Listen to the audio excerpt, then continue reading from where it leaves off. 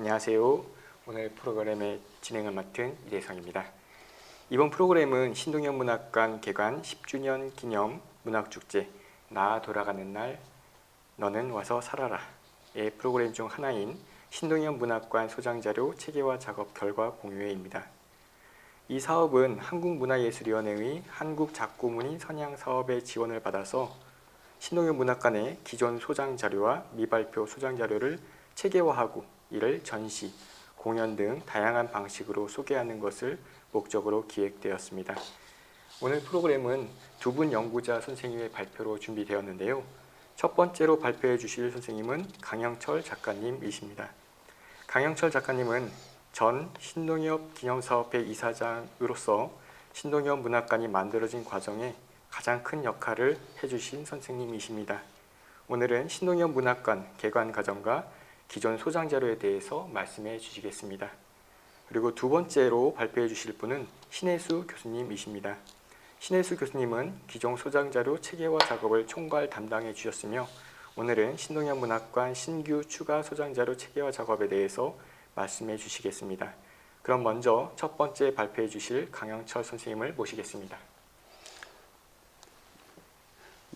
먼저 이 작고문인 선양 사업의 하나로 신동엽 시인 선양 작업이 선정되었다는 것에 대해서 관계하는 모든 분들께 감사의 마음을 표합니다. 지금 말씀하신 대로 오늘 이야기는 자료의 체계화로 알고 있는데 저는 사실 처음에 신동엽 문학관의 개관 당시의 여러 과정들을 좀 같이 했기 때문에 그런 이야기를 좀 중심으로 삼고 그 다음에 이제 자료의 체계화 부분에 대해서는 뒤에 이대성 선생님과 신혜 선생님의 이야기를 통해서 충분히 더 들을 수 있으리라고 생각합니다. 여기 문학관에 들어오니까 얼마 전에 작업했던 것을 책으로 묶은 책 제목이 눈에 띄었습니다. 발자국이 쌓여 길이 되었다라고 하는 책 제목이었는데요. 사람들이 처음 걸으면 그 발자국들은 다 사라지고 마는데 그 길들을 많은 사람들이 걷다 보면 자연스럽게 큰 길이 생기고 그 길이 또 새로운 길로 작동하는 것이 세상사의 이치라고 생각이 드는데 신동엽 문학관을 개관해서 자료들을 소장하는 데까지는 사실은 많은 곡절들이 있었습니다. 잘 알다시피 2000년대 전까지만 하더라도 신동엽 시인이 거론될 수 있는 형편도 아니었고 상황도 아니었고 이제 그랬고요. 이제 그런 부분들이 좀 더 바뀌면서 신동엽에 대한 연구나 발표가 좀 자유로워졌고 제가 기억하기로는 이제 2000년도에 제가 마침 대학원 논문에서 박사 논문으로 신동엽 연구라고 하는 제목으로 냈었는데 그걸 기념하자는 것이 아니고 그걸 계기로 해서 광화문 세종문화회관에서 큰 세미나를 열었었습니다. 사실 이 초기 이 자료 이런 이야기를 하는 데는 제일 적임자는 저는 지금도 임병선 선생님이라고 생각합니다. 네, 선생님이 지금 편찮으시고 이제 그런 과정에서 2000년부터 일어났던 그때 이제 개최됐죠. 광화문 세종문화회관에서 신동엽 학술대회를 했습니다. 그때 임병선 선생님이 하시던 말씀이 기억납니다. 신동엽을 광화문 한복판에서 우리가 얘기할 수 있다고 하는 게 얼마나 큰 역사적 진전인지 감격스럽다. 이제 그러시면서 정말 감격스러운 모습들을 제가 이렇게 보았었는데 저는 그때 이제 그때 이후로 점차 이제 좀씩 그 신동엽 문학관과 관련한 얘기들은 그 전부터 쭉 인병선 선생님의 맞으면 평소에 그 평생 했던 그 사업이었다고 생각이 드는데 그 전부터 이제 쭉 작업들을 그 전개를 하셔서 제가 알기로는 신동엽 인병선 선생님이 이제 신동엽 시인이 69년도에 돌아가시고 난 뒤에는 이제 이 집을 팔고 딴 데로 갔다가 선생님이 이제 그 박물관 일들을 하다 보면서 또 한 가지는 단순하게 그런 박물관의 하나로가 아니라 신동엽 시인이 지녔던 역사적 의미 이런 것들을 생각하시면서 어떻게든 많은 사람들하고 공유하고 나누었으면 좋겠다는 생각들을 하셨고 그것을 생각하시면서 이제 자료에도 이렇게 잠깐 그 보입니다마는 그 팔았던 집을 다시 사서 부여에 기부 체납을 하고 그다음에 신동엽 문학관을 만들고 그렇게 됐었죠. 특히 기억나는 게 2012년도에 신동엽 문학관이 완성이 됐었습니다. 그런데 개관을 안 했어요. 안 한 이유는 뭐냐? 사실은 오늘 주제와 또 그 아주 말하자면 밀접한 관련을 맺는데요. 당시에 문학관이 제대로 작동되기 위해서는 그 건물도 중요하지만 그것들을 운영하는 시스템이 잘 갖춰져야 되고 또 한 가지는 소장되는 자료를 제대로 보관하지 않으면 안 된다. 근데 그런 얘기를 저는 초창기에 그 2012년도, 10년도 뭐 그 전에 건물이 지어지는 과정들을 쭉 제가 이제 왔다 갔다 했었습니다만은 그때는 사실은 이해를 잘 못했었습니다. 뭐 자료가 얼마나 뭐 되는 것이라고 그렇게 중요한가? 빨리 개관해서 사람들하고 얘기하고 신동엽을 더 빨리 널리 알리는 게 중요한 거 아닐까? 뭐 그런 생각들을 언뜻 했었는데 사실은 그 집을 이 문학관을 지어놓고 1년 동안 개관을 사실은 미루었습니다. 이제 말하자면 이 문학관을 운영하는 시스템, 그다음에 자료 문제가 중요한 문제였죠. 저는 그때서 처음으로 자료라고 하는 것이 그렇게 쉬운 문제가 아니고 정말 깊은 말하자면 배려와 연구나 이런 것들이 깃들여져야 되는 것을 배웠었습니다. 그러니까 당시에 문제는 어떤 것이었느냐면 운영 체계 전체가 말하자면 전문가들에 의해서 신동엽 정신을 잘 할 수 있는 시스템이 만들어졌으면 좋겠다라고 하는 게 첫 번째였고 두 번째는 지금 자료 자체를 잘 보관하는 일, 보존하는 일 이런 것이었던 걸로 기억합니다. 이제 그거로서 결국 그런 이야기들을 부여군에서 완전히 수용을 하고 그때부터 문학관의 관계에서 쭉 일을 해왔습니다. 문학관에 전시되어 있는 자료들, 자료 사진들 보면 요 앞에 뭐 부여 초등학교 시절이라든가 유년 시절 어머니 누나와 함께 이런 등등의 사진부터 시작해서 실제로 신동엽 시인의 작품들 또 그 작품들이 토대가 되어서 달리 확장되는 영역까지를 같이 이렇게 말하자면 거의 입체적으로 볼 수 있을 만큼 이렇게 많은 일들을 준비해 왔고 차근차근 해오지 않았었는가 그런 생각들 합니다. 이제 그런 점에서 아까 초두에 말씀드린 대로 발자국이 쌓여 길이 되었다라고 하는 말이 문득 떠오르는데 그런 일들에 수없이 많은 분들이 기울여온 노력들이 이제 신동엽 문학관이라고 하는 거대한 길이 되어서 우리 국민들한테 우리 모든 사람들한테 신동엽을 생각하는 사람들 특히 정말 우리 민족의 어떤 장래나 미래를 생각하는 사람들한테는 아주 뚜렷한 길이 되고 목표가 되지 않았나 그런 생각들을 합니다.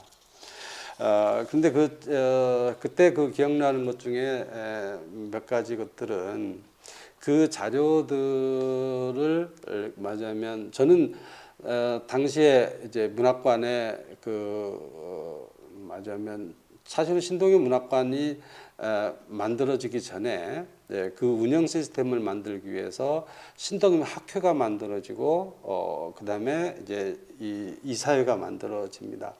이게 사실은 우리나라 많은 문학관이 있습니다만은 그 문학관의 중심이 되는 분을 중심으로 삼아서 학회가 만들어지고 그것이 구체적인 이사회가 만들어진 것은 저는 신동엽 문학관이 거의 맞으면 그 초유의 일이 아닌가라고도 생각도 합니다만 과문이어서 틀렸는지도 모르겠습니다.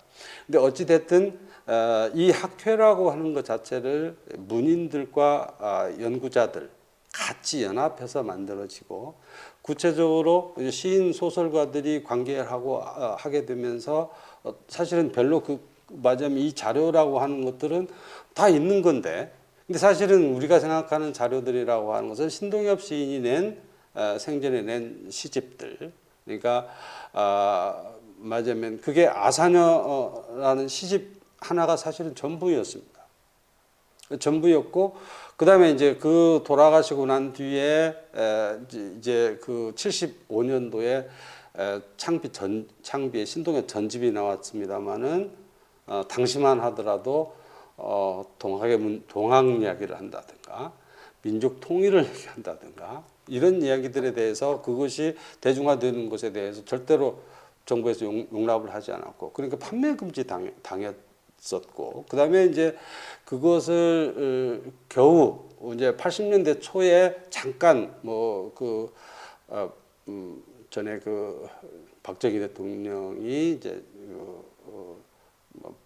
뭐냐면 김재규 중앙정부부장에 의해서 이제 죽고 난 뒤에 있었던 봄내 신동엽 전집이 처음 나왔었거든요. 이제 근데 그 전집 또한 판매 금지가 당했던 터여서 이제 그런 과정들을 거쳤기 때문에 80년대 중반에 이제 신동엽 시인에 대한 이제 그 책들이 나오고 연구자들이 나오게 되면서 이제 학교에 이제 연구 대상이 되고 연구 대상이 되면서 이제 문인들하고 합쳐지게 되니까 사실은 이 큰 틀에서 보자고 한다면 자료라고 하는 것들이 단순하게 가지고 있는 문헌 자료뿐만이 아니고 구체적인 생활과 구체적인 문단 활동, 구체적인 문학 활동과 연계되면서 종합적으로 됐었는데 그런 문제까지를 임병선 선생님이 처음에 이렇게 겨냥을 하셨고 준비를 하셨고 그런 식으로 되어서 2013년이죠. 2013년에 이제 개관을 해서 이제 10주년이 되었습니다. 이제 그런 생각하니까 아까 말씀대로 발자국이 쌓여 길이 되었다는 말을 다시 새삼스럽게 좀 실감하기도 하고 이제 그렇습니다. 이제 그 뒤에 그런데 이제 점차 그러고 난 뒤에 운영이 되고 나서 자료들을 봤을 때 저도 사실은 이제 이 자료라고 하는 것이 얼마나 중요한지를 제가 박사학위 논문을 맞으면 신동엽 시인의 그 이야기하는 쟁의꾼에 대해 초고를 가지고 박사 논문을 썼습니다. 근데 사실은 그런 과정을 통해서 자료가 얼마나 중요한지 이제 깨달았기도 했는데 제가 그 논문을 쓰기 위해서 임병선 선생님을 만났더니 임병선 선생님이 어떤 해화동 노타리의 그 서고에서 노트를 한 권 꺼내 주셨어요. 그 노트를 보았는데 그게 이야기하는 쟁기꾼의 대지 맞으면 처음 초고 노트였습니다. 이제 그것을 보니까 70, 80년대 이런 때에 세상이 바뀌었어도 허락되지 않았던 맞으면 그 출판 그 배후에 초고에 담겨 있던 정신, 초고에 담겨 있던 언어들 이게 얼마나 소중한지 깨달아서 그 문제를 가지고 저는 그 논문을 썼는데 그것은 사실은 알고 보면 신동엽 시인의 그 자료들 많은 것들 중에서 지극히 작은 한 편에 속한다라고 하는 걸 요즘 새삼스럽게 깨닫습니다. 특히 이즘에 우리 이대성 선생님이나 우리 신혜 선생님이 그 작업해 놓은 것들은 너무나 더 훨씬 더 정밀하고 훨씬 더 이런 부분들을 보존이라는 문제가 다 맞으면 생각하고 또 그것들을 보다 더 많은 사람들에 널리 알릴 수 있는 그런 그 자료 작업들 이런 것들이 이게 가미되어서 저는 굉장히 놀랍고 이제 그런 생각이 듭니다. 이제 그 초기에 그런 문제들에 대한 이야기를 제가 지금 간략하게 신동엽 시인의 맞으면 문학관이 만들어지는 과정 그리고 문학관이 만들어지면서 초기 자료들이 어떻게 확보되었고 그 확보된 자료들 중에서 제가 이제 문학관이 2013년에 개관되고 나서 놀랐던 것은 맞으면 이런 문헌 자료 말고도 생활과 관련된 그런 자료들을 전부 다 모아 놓았고 문학관이 개관되고 나서 지금도 이제 많은 분들이 와서 놀랍고 그러는 것은 그 신동엽 시인의 초등학교 시절 예전에 국민학교라고 했습니다만 그 성적표부터 시작해서 맞으면 초등학교 다니면서 여기 부여 초등학교 다니면서 맞으면 그 일본의 수학여행 간 사진들까지 전체를 다 이렇게 모아 놓으셨어요. 이제 그런 것들 하나하나들이 얼마나 소중한 것인지를 사실은 신현순 옹은 다 맞아요. 미리 마치 그 준비라도 한 것처럼 다 모아 놓으셨고 그 자료들을 정말로 임병선 선생님은 다 뒤에 이제 결혼하고 나서 여러 가지 곡절들이 있었습니다만은 그런 과정에서도 그것들을 그야말로 보물처럼 이렇게 다 이렇게 모아 두셨다가 맞으면 초창기에 이렇게 이 자료로서 제공이 된 것입니다.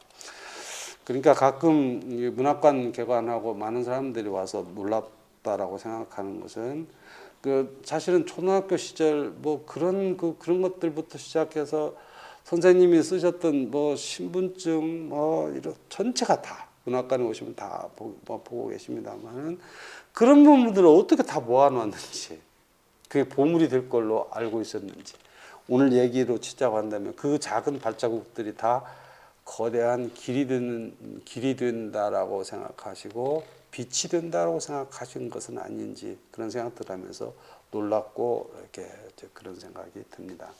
네, 제가 대충 말씀드렸고 제가 뭐 이대성 선생님께서 물으실 얘기 있으면 물으시면 제가 좀 더 보충하겠습니다. 예, 선생님 감사합니다. 선생님께서 지금 방금 말씀하신 것처럼 신동엽 시인의 아버님과 그리고 신동엽 시인의 아내분인 임병선 여사께서 또 보관해준 자료들이 신동엽 문학관에 이제 보존이 되고 관리가 되면서 사실 많은 사람들에게 지금 미래의 길이 되어주고 있는데요. 저 역시도 어떻게 보면 신동엽 시인이 읽은 책들, 도서 목록들이 신동엽 문학관에 전시가 되어 있는 것을 보고서는 그 책들을 통해서 박사 논문을 쓴 사람으로서 이 문학관의 어떤 중요성, 그리고 이 문학관을 만들어 오신 분들에게 그분들의 노고 이런 것들에 대해서 새삼 깨닫게 되는 그런 시간이었습니다. 그렇다면 선생님 그 초창기부터 계셨는데 특별히 이 문학관을 만들고 유지해오는 과정에서 특별히 고마웠던 분들이 또 생각나시는 분이 있을까요? 네, 이제 그 고마웠던 분들은 수없이 많은데 한 가지 또 재미난 것은 사실은 문학관이 개관하면서 자료들이 이제 그 전에부터 이제 이 부여에 이제 제공이 됐었는데 개관하고 얼마 있다가 몇 년이 지난 뒤에 다시 임병선 선생님이 저 안쪽에 장롱 속 한쪽에 있었던 껍데기는 가라 그 초고를 이렇게 쓰셨던 그것을 다 간직하셨어요. 그러니까 그런 때 저는 참 그 놀라운 생각들을 했습니다. 이게 시인들이 뭐 시 쓰고 뭐 습작을 한 거 그것이 무엇인가 의미가 있는 것이라고 생각해낸 임병선 선생님의 해안 이런 것이 놀라웠고 사실 알고 보면 문학이라고 하는 것은 그 순간순간들의 어떤 그 실물들 처음에 쓰여졌을 때 이것을 다시 이제 그 초고를 보게 되면 거기에 뭐 줄로 긋고 다시 이렇게 선을 빼내서 이걸 이렇게 바꾸고 그런 과정까지가 전체가 드러나 있거든요.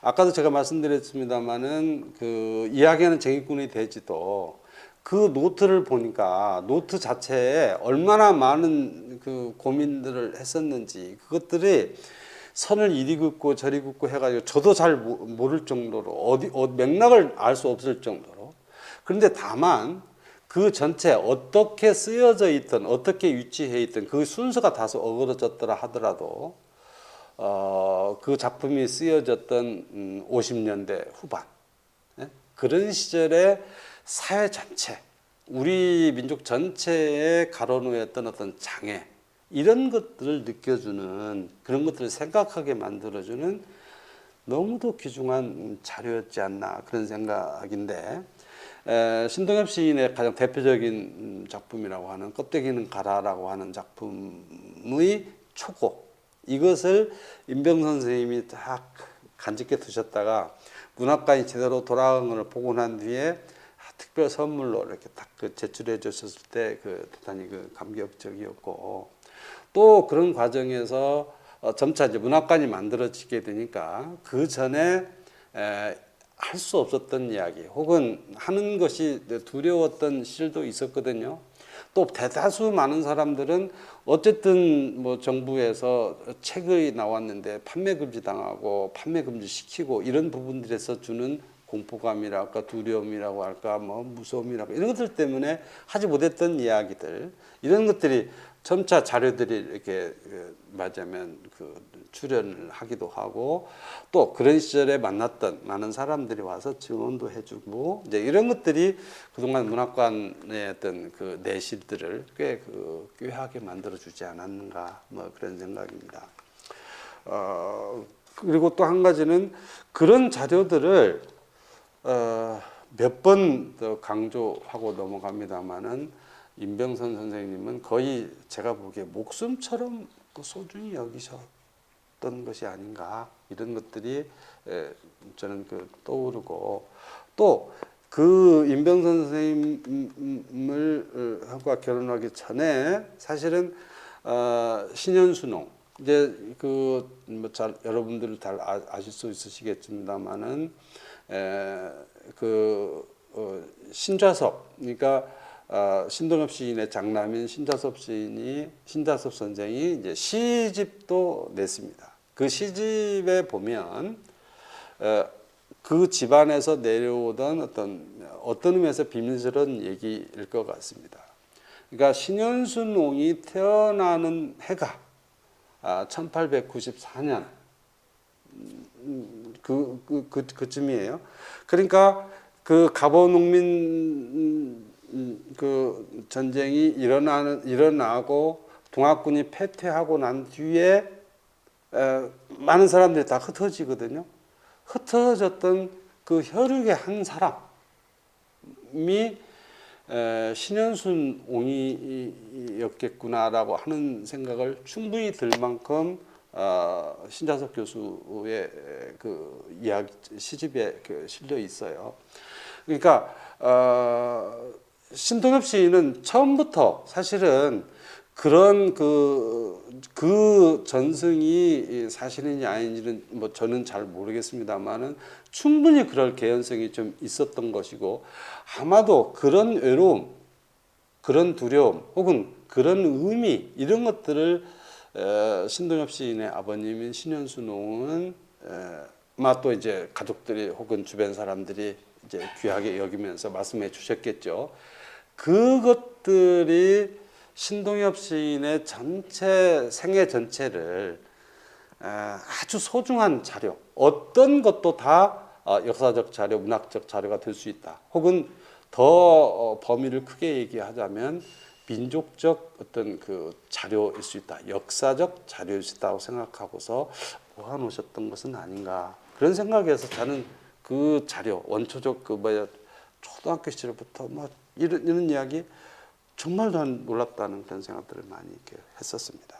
예, 선생님 감사합니다. 혹시 한 가지 정도 더 질문을 드리고 해도 될까요?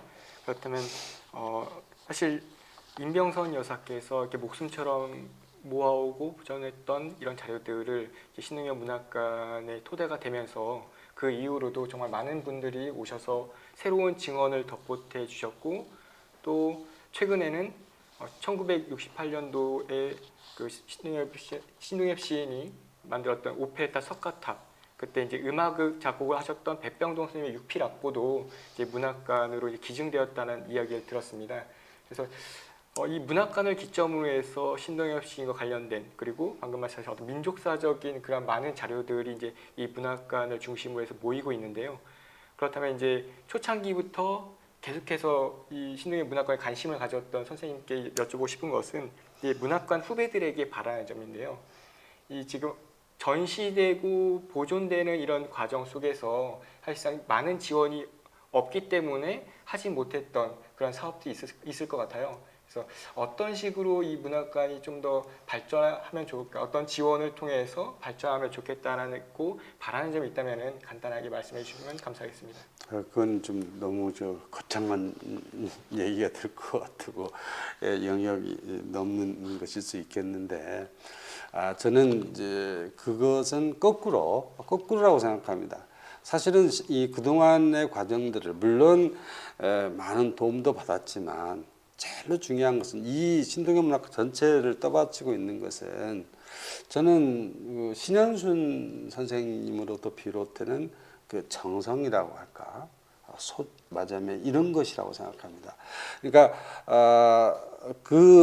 아까 말씀드렸는데 신좌석 교수의 이제 맞으면 그 가족에서 집안에서 내려오는 이야기들을 바탕으로 생각해 본다고 한다면 신동엽 시인의 삶 자체가 사실은 우리 민족사 전체 이런 대로 보자고 한다면 한 분기점인 거거든요.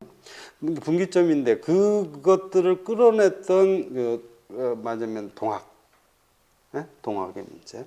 그 동학의 문제는 뭐 물론 직접 우리가 지금 앞으로 나는 이 문학관 쪽에서 동학과 관련되는 그런 문제들이 좀 더 깊이 있게 그 논의를 하거나 이제 그런 연관들을 매개를 찾을 수 있는 그런 것들을 많이 찾아내서 했으면 좋겠는데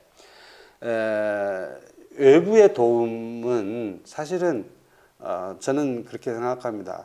물론 한 국가 전체로 치면 그것은 어떤 의미에서 권리이고 당연히 요망사항이지만 실제적인 상황들은 너무나 열악한 상황이잖아요. 특히 뭐 최근의 상황들은 더 그렇지 않은가 싶은데 그런 부분에서 제가 이제 말씀드리고 싶은 것은 어떤 것이냐면 사실은 그런 것들 맞아요. 외부에서 지원이라든가 어떤 것들은 계속해서 모색을 해야 된다고 생각합니다. 신동엽 문학관 자체가 어떻게 하면 맞아요. 중심 생각들을 가지고 여기 오시는 분들로부터 확장을 시켜 나가는 데서, 그러니까 쉽게 말하면 뭐 관에 의한 뭐냐면 뭐 벼락치기였던 도움보다는 자생적으로 하는 노력들을 계속 해가면서 거꾸로 그런 속에서 이제 맞으면 외부적인 지원들 이런 것들을 맞으면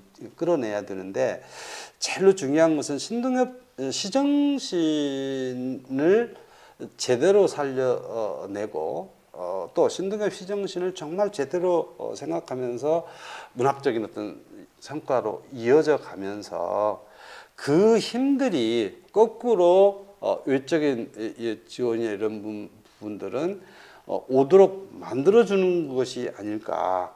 그러니까 하도 뭐 이런 말하면 너무 패배적인 뭐 소극적인 태도라고 여길 수도 있겠지만 외적인 상황에 기대면 기댈수록 사실은 그런 그 길들은 쉽게 뚫리지를 않고 내부에서 신동엽 문학관 혹은 신동엽 학회 뭐 이런 데서 또한 많은 노력들을 해가면서 그것들이 확장되는 과정에서 거꾸로 외부에서 오는 맞으면 참여하지 않으면 안 된다고 생각할 만큼 신동엽 문학관 그야말로 전체의 맞으면 민족운동이나 혹은 뭐 민족사 전체의 코어라고 하는 생각들을 잘 세우다 보면 그런 힘들이 거꾸로 오지 않을까.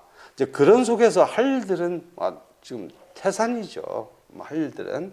근데 사실은 그런 데서는 좀 아쉽고 뭐 그런데 그런 것은 제가 이렇게 말할 뭐 현재 입장에서는 그런 여건이 못 되니까 여기까지만 하는 것으로 이렇게 얘기하겠습니다. 예, 선생님 그럼 지금까지 함께해 주신 강영철 선생님께 감사의 말씀드리면서 첫 번째 발표를 마치도록 하겠습니다. 감사합니다. 예, 감사합니다.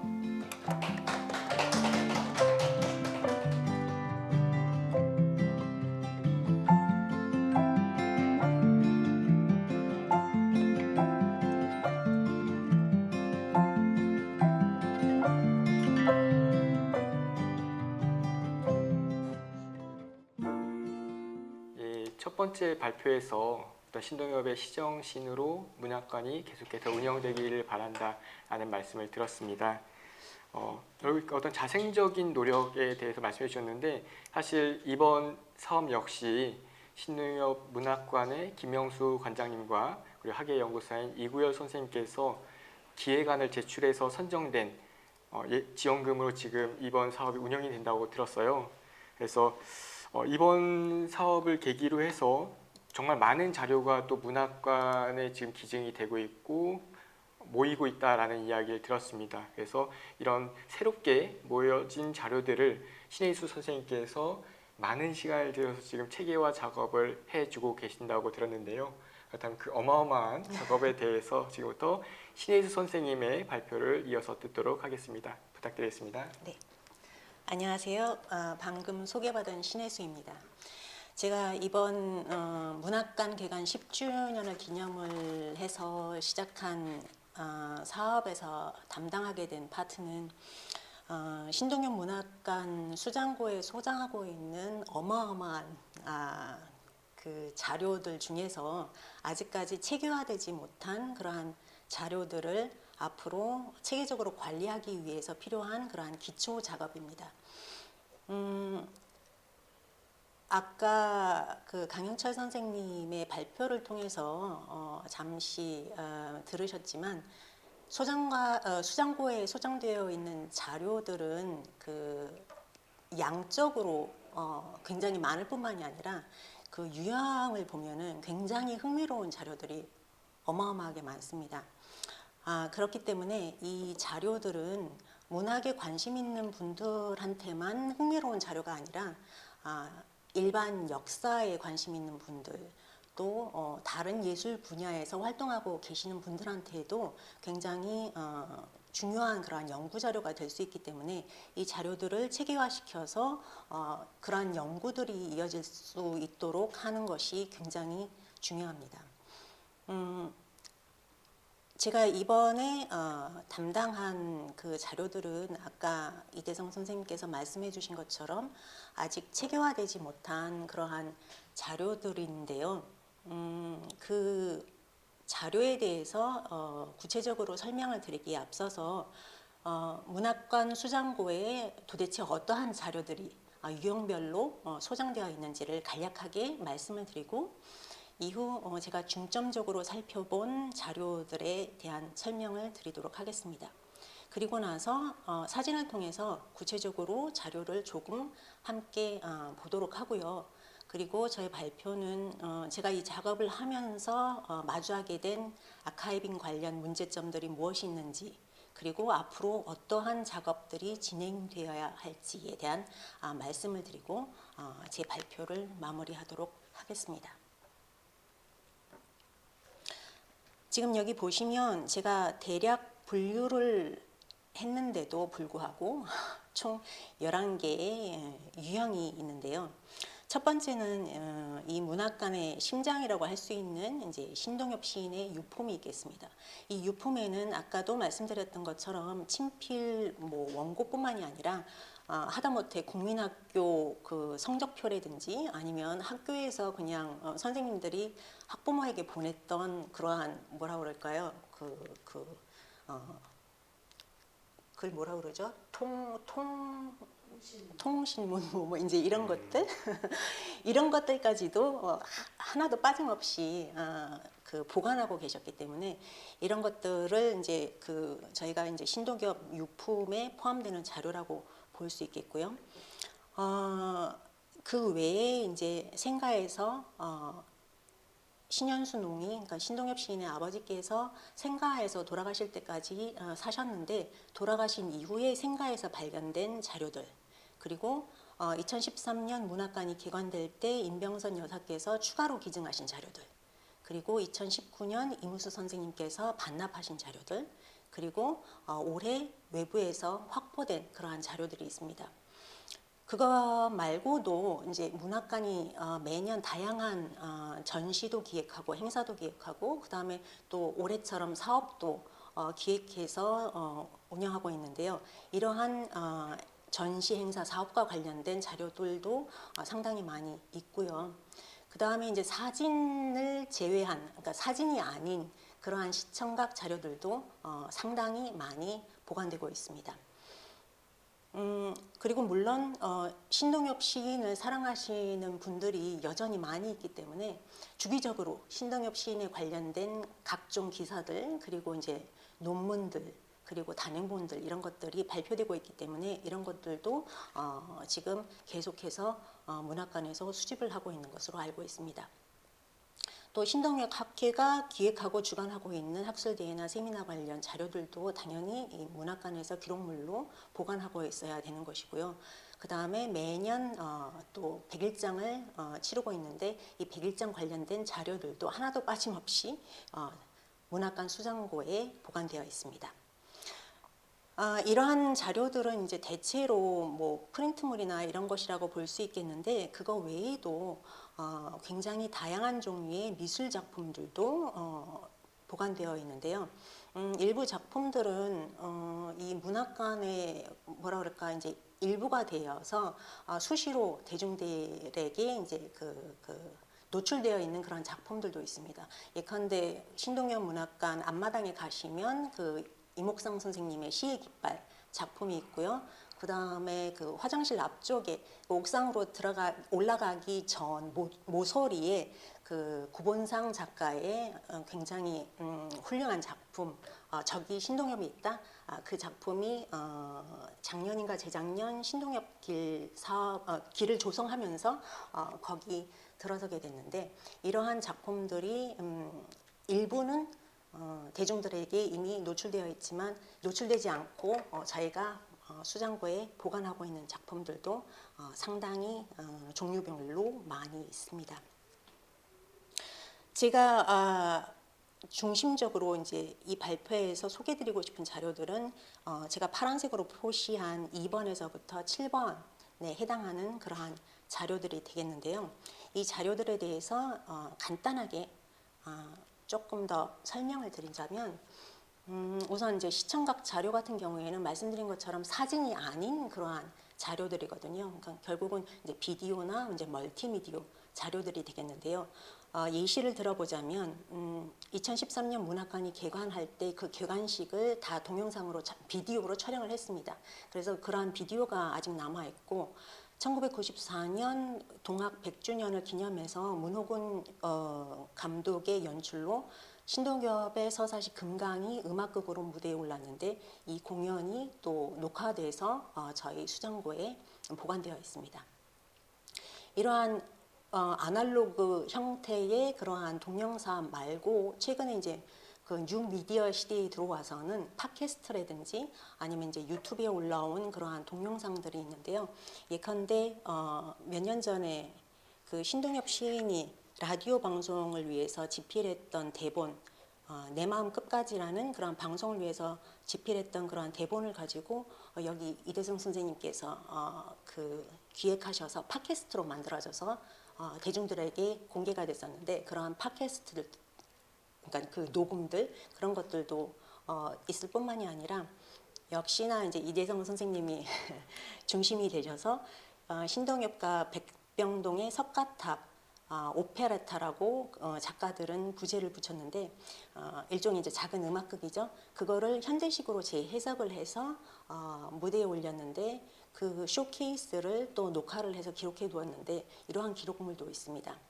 또한 관장님 김영수 관장님께서 유튜브 채널 문학난장이라는 유튜브 채널을 운영하시면서 대중들한테 굉장히 쉬운 표현으로 신동엽 시인의 작품, 이 문학관 등등 설명을 해주시고 있는 그런 채널이 있습니다.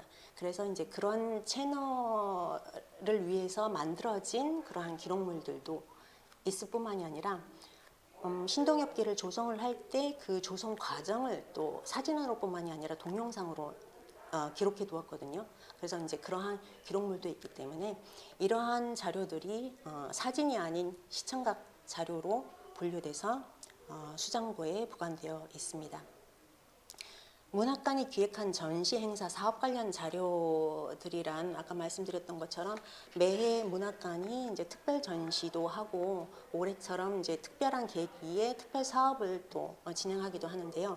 이러한 사업들, 전시들, 행사들과 관련된 각종 리플렛, 포스터, 브로셔, 팸플릿 이런 것들이 있을 뿐만이 아니라 예컨대 신동엽길 사업에서 보시다시피 이제 작품들도 있습니다. 이 작품들은 아까 제가 11번이라고 번호를 매긴 그 미술 작품 그 유형에 들어가기도 하는데 약간 이렇게 서로 겹치는 부분이 없잖아 있지만은 이런 것들은 제가 나중에도 다시 한번 언급을 하겠지만 앞으로 이제 체계화 작업을 하는 데 있어서 어떤 식으로 이거를 진행을 해야 될지 어떻게 하는 것이 가장 지혜로울지 이제 그런 부분에 대한 고민이 필요한 부분이라고 얘기할 수 있을 것 같습니다. 외부에서 확보한 자료는 올해 저희들이 확보한 자료들인데요. 가장 큰 수확은 그 신동엽 시인과 작곡가 백병동이 함께 만든 오페레타 석가탑입니다. 이 석가탑은 오페레타, 그러니까 이제 작은 음악극이기 때문에 단순히 무대에서 대화를 나누면서 연극식으로 공연이 되었던 것이 아니라 노래를 불렀고 오케스트라가 반주를 했습니다. 그렇기 때문에 백병동 선생님께서 그 악보를 다 만드셨는데 안타깝게도 오케스트라가 연주했던 악보는 사라져서 찾을 수가 없고 고이 간직하고 계셨던 피아노 스코어, 그러니까 오케스트라가 연주하는 거를 피아노라는 악기 하나로만 그 연주할 수 있도록 따로 만드신 악보만 그것만 남아 있는데 이 귀중한 악보를 올해 문학관에 기증해 주셨습니다. 이게 올해 들어서 이제 가장 큰 수확이라고 얘기할 수 있겠고요. 그 외에 이제 명성여고에서 신동엽 시인이 국어 선생님으로 재직을 하고 계셨는데 그때 그 명성여고 제자분들 몇 분하고 연락이 닿아서 그분들을 찾아뵙고 그분들을 인터뷰하였으며 그분들이 가지고 계셨던 이제 사진을 조금 저희들이 확보할 수가 있었습니다. 이러한 자료들이 저희가 올해 외부에서 확보한 자료입니다. 그리고 이제 이무수 선생님께서 반납하신 자료가 있는데요. 이무수 선생님께서는 신동엽 시인의 아버지가 돌아가신 이후 생가를 지키는 선생님들이 몇 분 계셨는데 그분 중에 한 분이십니다. 미술교사로 재직하셨던 걸로 제가 알고 있는데 교사뿐만이 아니라 이제 전국을 돌아다니시면서 우리나라에 있는 문화재를 섬세한 펜화로 또 남기셨거든요.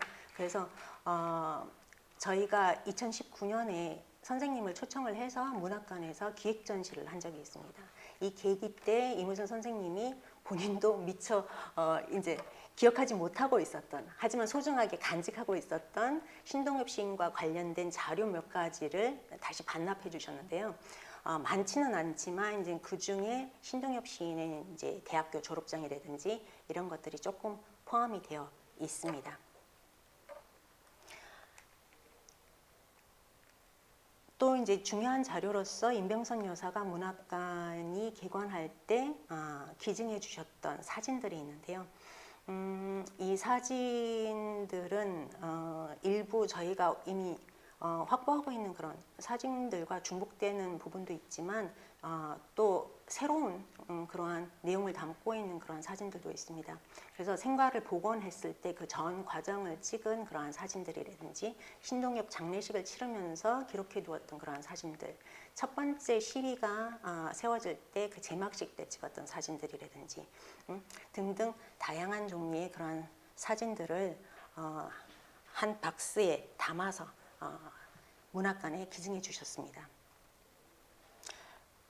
임병선 여사께서 이렇게 특별한 그 공식적인 형식을 취하시면서 기증한 자료는 아니지만 보관하고 계셨던 자료를 저희가 넘겨받은 것들이 있는데요. 그 중에 하나가 복합예술공간 예술마당 금강 개관식 사진첩이 있는데요. 이 예술마당 금강은 임 여사가 사비를 들여서 설립하신 그런 복합예술공간인데 이 신동엽 시인하고는 어떻게 보면 직접적인 연관이 없다고는 할 수 있지만 신동엽 시인의 정신을 이어나가는 그러한 그 여러 작업 중에 하나라고도 볼 수 있고 이 공간 안에서 또한 그러한 작품들을 전시하기도 했었습니다. 그렇기 때문에 문학관 입장에서 봤을 때는 이 또한 소중한 자료라고 얘기할 수 있겠고 이 개관식을 보면 그때 당시 신동엽 시인을 사랑하고 아꼈던 많은 문인들, 각종 예술인들이 참석하셨거든요. 그래서 그런 것들을 사진으로 남기셨기 때문에 이 사진첩이 굉장히 중요한 자료 중에 하나입니다. 그 밖에 신동엽 관련 기사를 굉장히 많이 스크랩해 두신 거를 넘겨주셨는데 이 기사 스크랩은 이미 저희가 신동엽 유품이라고 이제 그 말씀드렸던 이미 확보하고 있는 그러한 기사들하고 약간 또 겹치는 부분이 있는데 스크랩한 방식을 봤을 때 임 여사가 한 스크랩이 아닌 아무래도 신동엽 시인의 아버지께서 하신 스크랩이 아닌가 그러한 생각이 드는 그러한 신문 기사들입니다. 그런 거를 또 이제 한 묶음 저희가 전달받았고요. 그 밖에 신동엽 시인의 묘지를 다시 부여로 이장을 하면서 그 전 과정에서 만들어졌던 서류들을 하나도 빠짐없이 간직하고 계셨다가 이거를 넘겨주셨고 또한 이 문학관을 건립을 할 때 처음 임 여사가 이 문학관을 어떤 식으로 만들어야 될지 고민을 하면서 다양한 그러한 문학관들을 찾아다니시면서 인터뷰하시고 하면서 남기셨던 그런 메모가 들어있는 노트부터 시작을 해서 설계 도면 또 나중에 완성된 기본계획서 등 이 모든 거를 또 고이 간직하고 있다가 넘겨주셨기 때문에 문학관이 어떻게 탄생을 하고 어떤 과정을 거쳐서 만들어졌는지를 아주 세세하게 재현할 수 있을 정도로 굉장히 충실한 자료가 많이 갖춰져 있습니다. 또 중요한 자료 중에 하나가 첫 시비가 세워진 그 시비의 설계 도면인데요. 신동엽 시인과 친분이 있었던 정건모 화백이 그 설계를 하셨는데 이 밀리미터 종이에 나중에 이제 사진으로도 보여드리겠는데 그려놓은 그 설계 도면까지도 임 여사가 아마 받아서 소중하게 간직하고 계셨던 것 같습니다. 신연순옹이 돌아가신 이후 이제 생가에서 다양한 자료들이 또 굉장히 많이 발견되었는데요. 대다수는 편지입니다. 이제 가족 편지죠. 손자들이 보낸 편지, 손녀가 보낸 편지, 또 딸들이 보낸 편지 이런 편지들이 굉장히 많이 나왔고 그 밖에 이제 각종 서류들이 나왔습니다. 신연순옹이 대서사라는 그런 직업을 갖고 계셨잖아요. 그렇기 때문에 그 업무와 관련된 자료, 도서 뭐 이제 이런 것뿐만이 아니라 또 나름 그 평산 신씨 그 가문과 관련된 자료들도 보관하고 계신 것들이 있는데요. 그거보다 이제 더 신현순 옹의 성격을 아까 강현철 선생님께서도 살짝 언급을 해주셨는데 어떤 성격이신지를 잘 알 수 있는 각종 서류들, 영수증, 금융거래 관련된 어떤 증빙 서류들, 또 이제 부조금 봉투들, 뭐 하다못해 일제시대 때 발급됐던 보험증서, 뭐 이제 이런 것까지도 하나도 버리지 않고 보관하고 계시기 때문에 이런 것들은 이제 앞으로 어떤 식으로 속아내고 정리하고 분류하고 체계화시켜야 될지가 이제 굉장히 큰 과제 중에 하나라고 할 수 있습니다. 그밖에 당연히 그 생가에서 생활을 하셨기 때문에 일상생활에서 사용하셨던 뭐 빗이라든지 뭐 담뱃대라든지 뭐 이제 이런 것들도 조금 발견이 되었습니다. 자, 그러면 이제 사진을 통해서 구체적으로 자료 몇 가지를 좀 소개해 드리고자 합니다.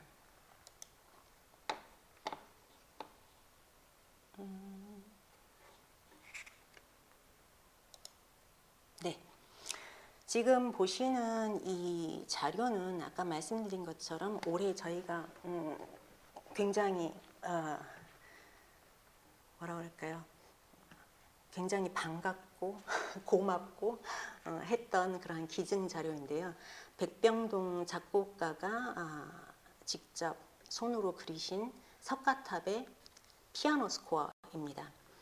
보시다시피 여기 오른손으로 칠 수 있는 악보, 왼손으로 칠 수 있는 악보 이렇게 하나씩 묶어져 있죠. 그러니까 우리가 일반적으로 많이 볼 수 있는 그러한 피아노 악보하고 다를 바 없는 걸로 봐서 이게 이제 피아노 스코어라는 거를 확실하게 알 수 있겠고요. 겉표지가 이렇게 너덜너덜 다 지금 바스라지고 있는데 다행히도 안쪽에 이 악보는 비교적 양호한 상태에 있다고 볼 수 있기 때문에 천만다행입니다. 밑에 보시면 이제 공군 군악대라고 쓰여 있는데 석가탑을 다시 무대에 올리면서 인터뷰했을 당시 제가 기억하기로는 그때 이 공군 군악대가 우리나라에서 가장 서양 음악을 잘 연주하는 오케스트라 중에 하나였다라고 하셨던 것 같아요. 그 공군 군악대가 이 석가탑 공연에서 또 그 오케스트라 반주를 맡았었던 거죠. 지금 여기 보시면 그 악보를 그린 펜하고는 다른 펜으로 이렇게 표시를 화살표라든지 동그라미라든지 이제 이런 표시를 한 거를 보실 수가 있고 이렇게 또 확 줄을 그어서 또 뭔가를 표현하신 그러한 부분들이 있는데 이런 거를 봤을 때 이 피아노 스코어는 아무래도 작곡가가 그 공연을 할 때 이제 연습을 하잖아요. 그 연습을 찾아가서 그 공연을 보면서 어떠한 부분을 고쳐야 되겠다든지 또는 어떠한 부분을 공연자들한테 좀 자세하게 설명을 해야 되겠다든지 또는 공연자들과 또 합의를 봐서 어떻게 공연을 해야 되겠다든지 이제 그러한 조율했던 내용들을 이 악보에 손으로 써 넣으신 것 같습니다. 그렇기 때문에 이 피아노 스코어가 남아 있는 것은 아무래도 제가 봤을 때는 백병동 선생님께서 이 리허설에 참석하시면서 늘 가지고 계셨던 악보였기 때문에 손실내지 않고 지금까지 남아 있지 않나 그렇게 생각이 됩니다. 이렇게 쫙 줄을 그어서 이제 5번 배경음악 같은 경우에는 이렇게 줄을 쫙 그어버렸는데 공연을 하다 보면 아무래도 뭐 시간이라든지 뭐 등등 여러 가지 이유로서 이미 작곡을 하고 사실은 공연하기로 했지만 빼는 것이 더 낫겠다라고 판단이 되면 이제 삭제하기도 하죠. 이제 그러한 흔적이라고 볼 수 있겠습니다. 인터뷰했을 때 백병돈 선생님께서 이 작곡하는 거 쉽지 않았다. 왜냐하면 이 석가탑이라는 작품이 명성여고 학생들을 위해서 만들어진 작품이거든요. 그렇기 때문에 전혀 그 전문적인 성악을 공부하지 않았던, 훈련되지 않았던 학생들을 위해서 곡을 썼어야 됐을 뿐만 아니라 남자 역할 또한 이 여고이기 때문에 여학생들이 불러야 되기 때문에 그런 것을 고려하면서 작곡하는 것이 정말 쉽지 않았다라고 말씀하셨는데요. 제가 볼 때는 작곡가 선생님보다는 이 공연을 연습했던 학생들이, 무대에 올렸던 학생들이 더 힘들었을 것 같습니다. 왜냐하면 이 악보를 보시면 그냥 시각적으로 봤을 때 굉장히 얌전해서 일반적으로 우리가 익히 알고 있는 그런 종류의 음악이 아닐까 생각하실지 모르지만 이게 굉장히 어려운 현대 음악이거든요. 그렇기 때문에 그 당시 60년대에 학생들이 사실상 한 번도 들어보지 못했을 법한 그러한 현대 음악을 본인들이 직접 연습해서 무대에 올렸어야 했기 때문에 굉장히 어려웠을 것 같다라는 생각이 들고요. 예컨대 지금 이 페이지에 보시면 잘 보이실지 모르겠지만 이 끝부분에 보면 콩나물 대가리긴 콩나물 대가리인데 이렇게 동그랗게 콩나물 대가리처럼 동그라미로 그려진 것이 아니라 이렇게 X표로 되어 있고 거기 이제 콩나물 꼬다리 같이 이렇게 음표가 그려져 있거든요. 이거는 이제 어떻게 보면 전형적인 현대 음악에서 사용했던 그 창법 중에 하나입니다. 음은 여기 적혀 있는 대로 잡되 노래 부르는 것이 아니라 말하듯이 해야지 되는 것이거든요. 그거를 우리가 상상을 하고 그거를 어떻게 구현해야 될지 이게 전문가들도 열심히 훈련을 해야 그것이 수월하게 가능한데 학생들이 이런 것들을 그때 당시 어떻게 소화를 했을지 저는 사실상 굉장히 궁금하고 이런 어려운 음악을 그래도 백병전 선생님께서 좋은 공연이었다고 그렇게 기억에 남는다고 하시는 걸 보니 학생들이 굉장히 훌륭하게 무대에 올렸던 것 같기 때문에 이 학생들이 얼마나 노력을 많이 하고 또 어떤 방식으로 무대에 올렸을지 그 부분이 저는 개인적으로 굉장히 궁금하기도 합니다. 지금 보시는 이 사진 같은 경우에는 신동엽 시인이 사용했던 걸로 추정되는 그 용품인데요. 보시다시피 그 반합입니다. 신동엽 시인이 뭐 건강상의 문제도 있었겠지만 이제 여러 가지 이유로서 등산을 굉장히 즐겨 하셨다라는 건 알려져 있잖아요. 근데 그때 당시에는 오늘날처럼 등산 용품이 많지 않았었는데 이런 반합들을 그 미군에서 어떻게 얻어서 사용들을 했던 것 같습니다. 그래서 이 보면은 굉장히 새까만데 이 반합에다 이제 음식물을 끓여서 등산을 하면서 먹기도 했다라고 합니다. 그래서 이것이 이제 그 미국 군대에서 나온 그런 물품이라는 거를 또 어떻게 확인할 수가 있냐면 이 반합을 열어보니까 그 안에 이게 숟가락이 2개가 들어가 있거든요. 근데 이 손잡이에 보시면 여기 희미하게 보이실지 모르겠지만 US라고 적혀 있습니다. 그래서 신현순 옹께서 세상을 떠나신 이후 생가에서 발견된 몇 가지 되지 않는 신동엽 시인이 사용했던 물품 중에 하나일 거라고 그렇게 추정하고 있습니다. 그 밖에는 이제 가족들이 사용했던 각종 도장들이 이렇게 조그마한 종이 상자에 담겨서 발견되기도 했고요. 아까 말씀드린 것처럼 이렇게 사용했던 흔적이 남아있는 찬빛도 발견됐을 뿐만이 아니라 피웠던 담뱃대에 꽂았던 그러한 담배통이죠.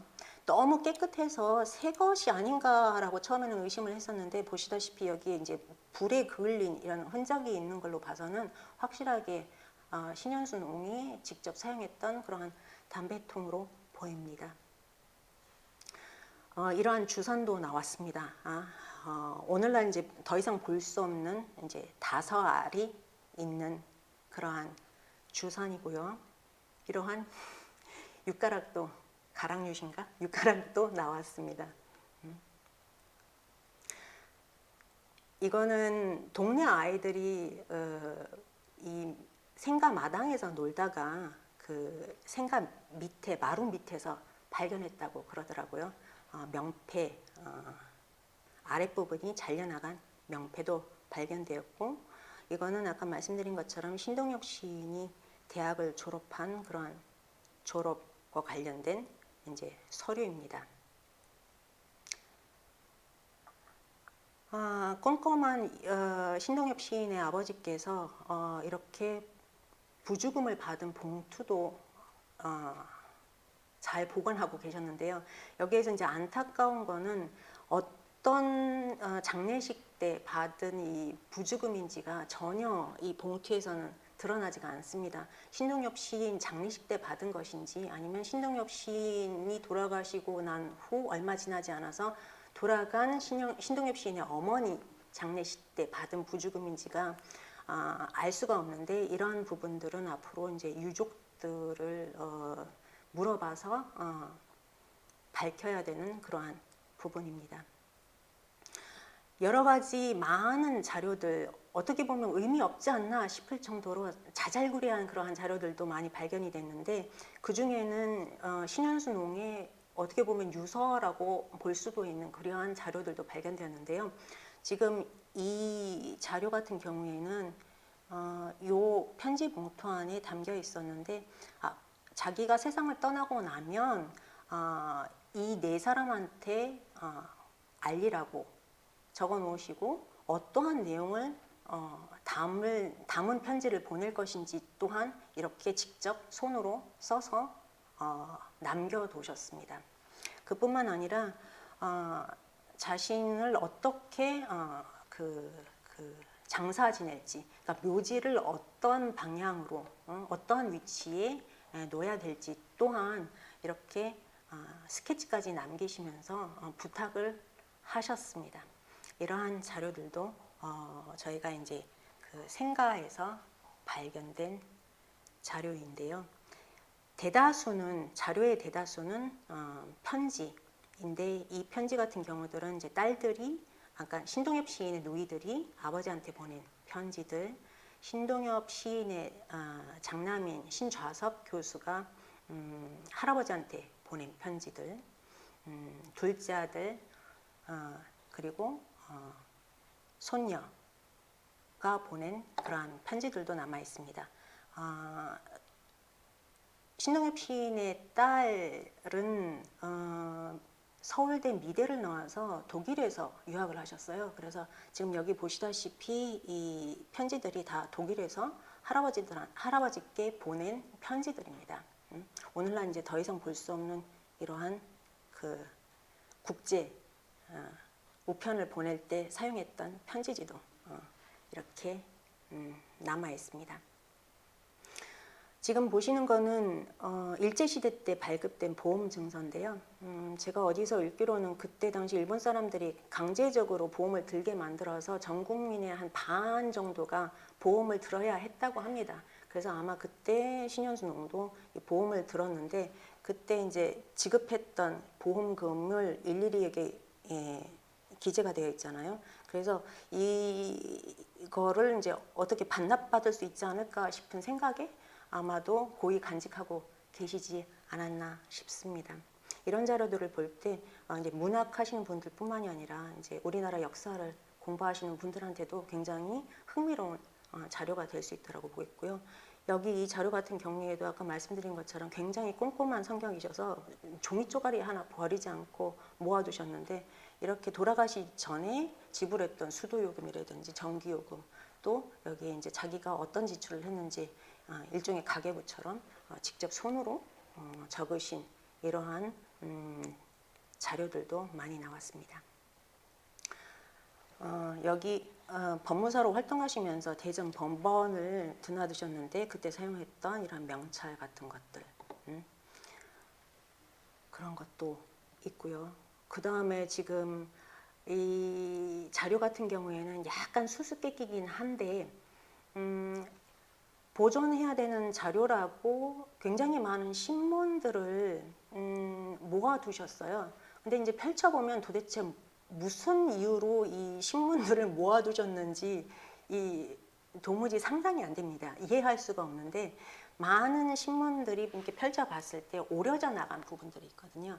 그래서 아무래도 신현수 농의 성격상 아들과 관련된 기사를 스크랩하고 남은 그 신문을 이거 보관하고 계신 게 아닌가, 혹시나 어떤 경우에 또 뭐가 필요할지도 모른다는 생각에 그래서 이걸 보관하고 계신 것이 아닌가라는 그런 추측을 하고는 있는데 확실은 하지 않고, 이 또한 이제 유족에게 물어보면 그 이유가 밝혀지지 않을까 그렇게 예상하고 있습니다. 지금 이 자료 같은 경우에도 재미난 자료라 가져와 봤는데요. 처음에는 이게 뭐지, 뭐 어떤 중요한 서류인가 싶었는데, 보시다시피 오른쪽에 보면은 하늘천자를 여러 번 반복해서 쓰셨거든요. 그리고 이제 붓으로 이렇게 가다듬었던 그런 흔적들도 있는데, 내용을 읽어보면 연결된 어떠한 뭐 의미 있는 내용이 아니라 생각나는 대로 단어들을, 한자 단어들을 적은 것으로 보입니다. 그렇기 때문에 아무래도 이 한자를 쓰시는 일종의 이제 글씨 연습을 하신 그런 종이가 아닌가 그렇게 생각이 드는데, 왜 이거를 버리지 않고 고이 모셔두셨는지, 우연치 않게 남은 자료인지 그 이유는 저희가 아직까지는 알 수가 없습니다.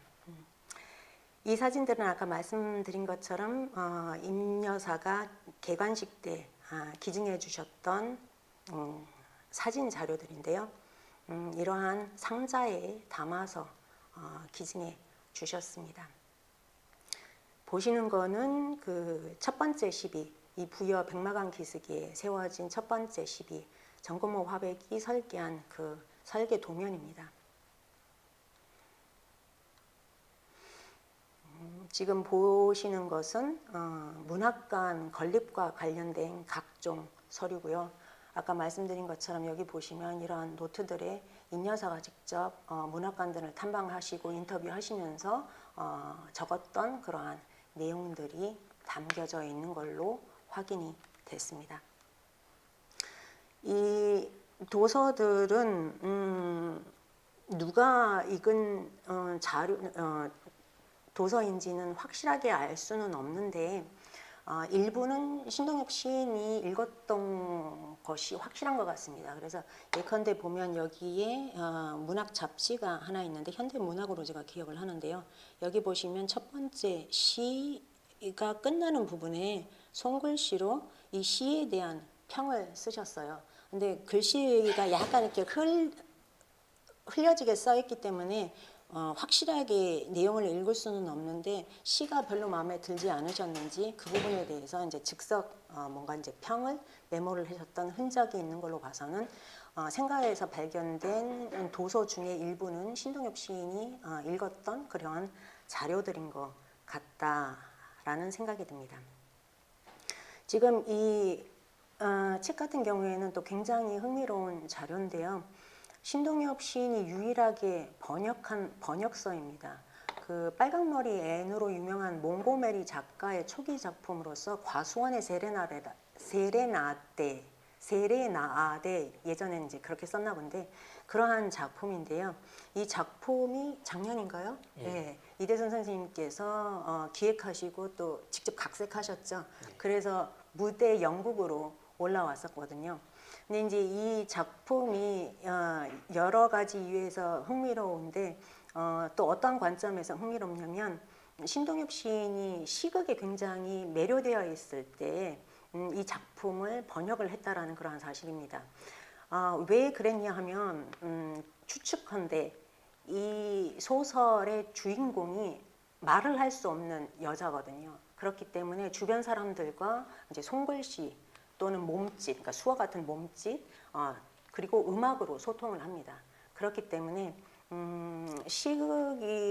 시극에서 여러 종류 음악과 언어와 문학을 융합해서 하나의 종합 예술을 만들고자 했던 그러한 신동엽 시인이 충분히 관심을 가질 법한 그러한 작품이었다고 여겨지기 때문에 아마 그러한 이유로서 이 작품을 번역하지 않았나 그런 생각을 해봤습니다. 네, 자료는 그럼 여기까지 보여드리는데요.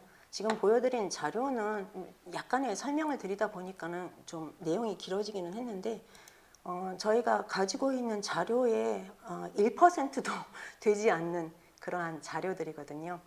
그래서 이제 앞으로 이 이 자료들을 체계적으로 정리하는 것이 굉장히 중요한 작업이 될 텐데요. 제가 이 작업을 시작을 하면서 기초 작업을 시작을 하면서 처음에 목표했던 것은 목록화까지 포함이 되어 있었는데요. 이 목록화를 하다가 사실상 포기를 했습니다. 하나의 큰 이유는 그 상당 부분의 자료들에 대한 해제를 하는 데 있어서 개인 혼자서 할 수 없는 그러한 부분들도 많이 있을 뿐만이 아니라 지금 여기에 제가 간단하게 메모한 이러한 문제점들이 있기 때문인데요. 가장 큰 문제점이라고 이제 제가 판단한 것은 이 수집 기준 그리고 이제 분류 체계를 재정비할 필요가 있다. 그러한 생각이 들었습니다. 지금까지는 임병선 여사가 수집한 것들 그리고 목록화 시켜 주신 것들 그거를 넘겨받아서 그거를 이제 저희들이 그대로 따라하고 있다라고 얘기를 할 수가 있겠는데 이제는 사실상 이 기록물의 범주가 넘어섰습니다. 임병선 여사는 신동엽 시인한테 초점을 맞춰서 자료를 수집을 하고 정리를 하고 또 체계화 시키셨는데 아까 생가에서 발견된 자료들을 보셨다시피 가족들까지도 이 기록물의 범주가 이제 확장이 됐거든요. 그랬는데 이 범주를 어디까지 정리해야 될지 그 부분에 대한 논의가 필요하지 않나 그러한 생각이 듭니다.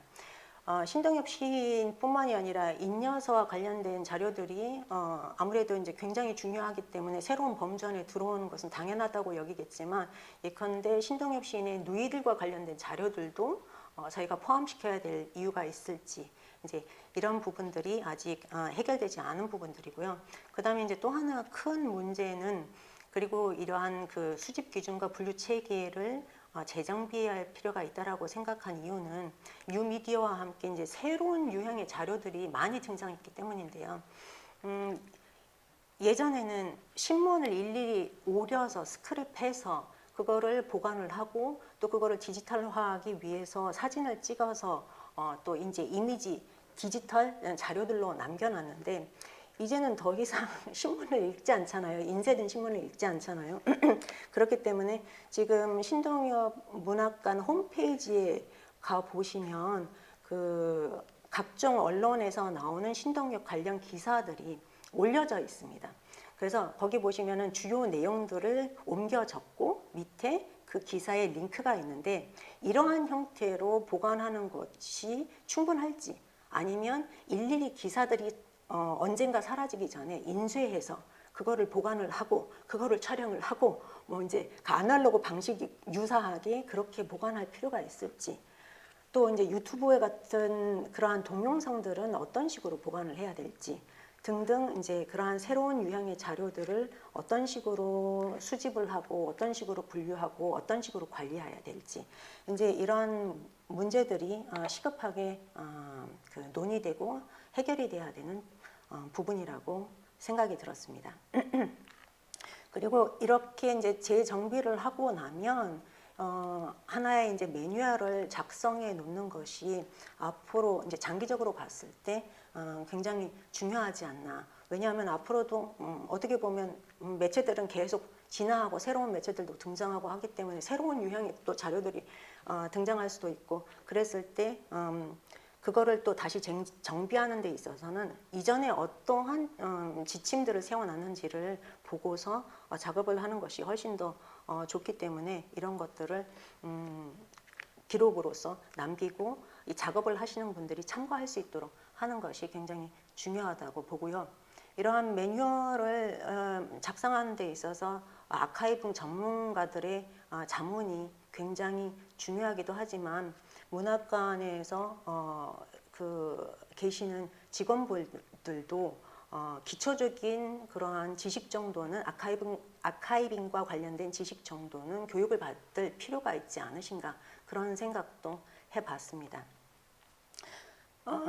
목록화까지 제가 목표를 세웠지만 목록화를 사실상 포기한 이유 중에 하나는 아까 말씀드린 것처럼 자료 해제에 그 문제점도 있고 어떤 자료는 의미가 있고 어떤 자료가 의미가 없는지 이러한 그 속아내는 작업을 하는 데 있어서도 신동엽 시인의 유가족이나 지인 또는 그 제자분들과 접촉을 해서 어느 정도 그 정보를 얻은 이후에 그러한 작업을 할 수 있지 않을까 하는 생각에서 목록화 작업은 제가 지금 더 이상 진행시키지 않았고요.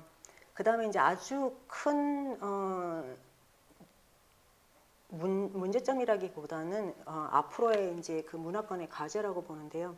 이 자료들을 안정적으로 보존하고 그 관리를 하기 위해서는 특별 그 포장 재료라든지 그러한 용기들이 필요합니다. 중성 상자 이제 이런 것들이 필요한데 이러한 용기들 재료들이 굉장히 비싸거든요. 그렇기 때문에 이런 것들은 앞으로 이제 또 그 예산을 어떤 식으로 세워서 어디에서 또 뭐 그 지원을 받아서 해결을 해야 될지 이런 것도 논의를 하고 해결을 해야 되는 부분이라고 봅니다. 앞으로 진행되어야 할 작업은 그러면 무엇인가라고 했을 때 이 문학관에 사실상 아카이빙 전문가들이 없어서 얼마 전에 제가 이 작업을 하는데 문익환 기념 사업회에 계시는 아키비스트 두 분을 모셔서 자문을 받았거든요. 그래서 그분들이 말씀해 주신 거를 요약해 보자면 이렇습니다. 먼저 저희가 해야 하는 작업은 소장하고 있는 자료를 그 보존 처리 시급성에 따라서 분류를 해두는 것이 가장 먼저입니다. 왜냐하면 이 자료들이 굉장히 오래된 자료이기도 하기 때문에 언제 어떻게 그 손해를 더 입게 될지 알 수 없기 때문에 훈중 소독과 같은 그런 보존 처리를 시급하게 진행할 필요가 있기 때문에 그 시급성에 따라서 이제 자료를 먼저 보존을 하고 분류를 하고 보존 처리를 진행을 하고 그 다음에 빨리 중성 상자와 같은 그런 보존 용기에 보관을 해야 된다고 하시더라고요.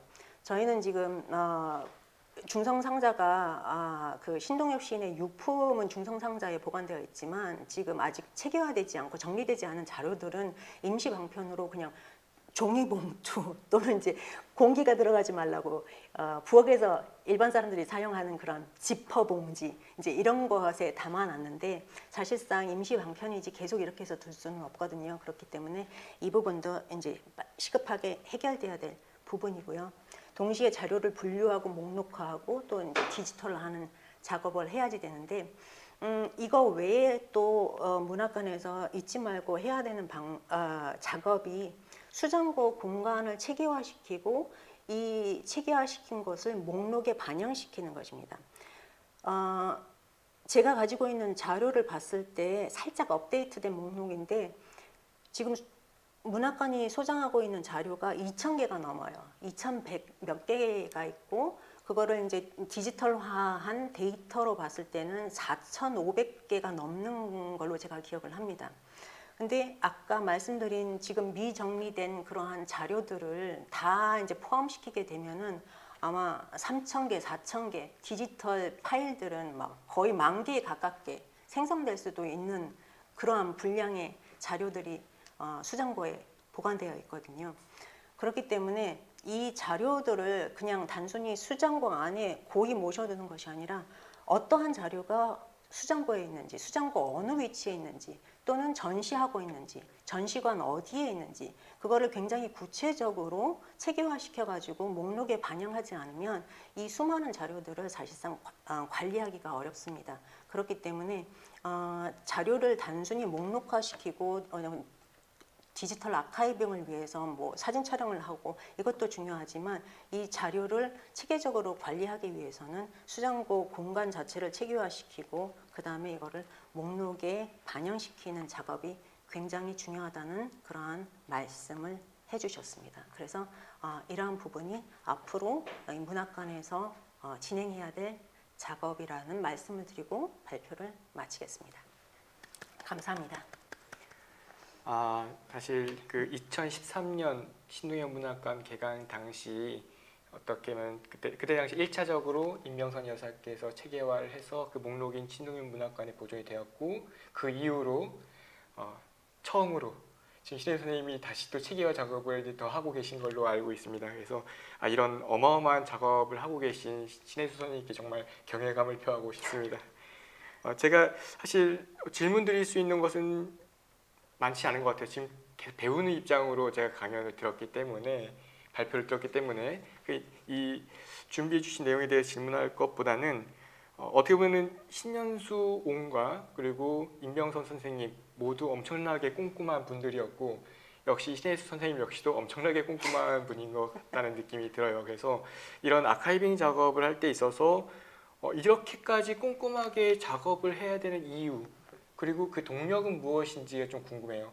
왜냐하면은 저 역시도 문학 연구자로서 한국 어느 문학관에도 지금 이렇게까지 체계화되어 있고 상세하게 자료가 모여져 있는 곳은 없습니다. 그래서 이런 동력은 무엇일지에 대해서 혹시나 이번 작업을 하면서 느낀 소외라든지 그리고 어떤 이렇게 꼼꼼한 작업을 할 수 있는 동력이 무엇인지에 대해서 주관적으로 살짝 말씀해 주시면 어떨까요? 주관적인 이유라고 한다면 우선 사실 멋모르고 뛰어들었죠. 이 작업을 좀 해달라는 부탁을 받고 그냥 별 생각 없이 사실은 작업을 시작을 했는데 하다 보니까 내가 괜히 오케이를 했구나 싶을 정도로 너무 방대한 자료가 등장한 거예요. 그리고 너무 자료도 다양하고 유형이 다양하고 하기 때문에 아키비스트가 아니기 때문에 저도 전문 지식이 없어서 작업을 하다 너무 난감한 적이 많아서 결국은 이제 문익환 기념 사업회에 계시는 두 분을 모셔다 자문을 살짝 얻기도 했는데요. 굉장히 어려움을 느끼기는 했지만 이 작업을 하다 보면 이 작업 자체에 대한 매력도 많이 느낄 수 있을 뿐만이 아니라 뭔가 신동엽 시인과 그 작품에 대한 이해도가 저절로 올라가는 것 같은 그런 착각? 그러한 것들이 이 작업을 하는 데 있어서 지치지 않고 할 수 있게 도움을 주는 이유 중에 하나이지 않았나 생각을 합니다. 근데 이거는 정말 착각일 뿐이고요. 보면은 아직까지는 이게 어떠한 중요도를 가진 자료일지 판단하기가 어렵거든요. 근데 신동엽 시인의 작품에 대해서 계속 연구를 해 나가다 보면 분명 예전에는 상상치 못했던 정말 의미 없다라고 생각했던 자료가 갑자기 큰 의미로 다가올 수도 있기 때문에 그런 자료를 그 누구보다도 먼저 제가 접할 수 있다는 것이 또 이 작업을 지치지 않고 할 수 있게 도와준 그런 동력이 아닌가 생각이 합니다.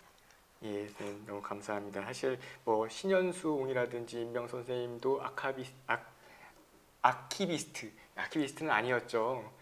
오히려 어떻게 보면은 전문화되지 않은 분들일수록 그러니까 어떤 선입견 없이 성실하게 작업을 하면서 어떤 시인에 대한 문학에 대한 이해를 넓히는 과정 속에서 이런 작업들이 정말 온전하게 이루어질 수 있는 것이 아닌가라는 생각들을 해봤습니다.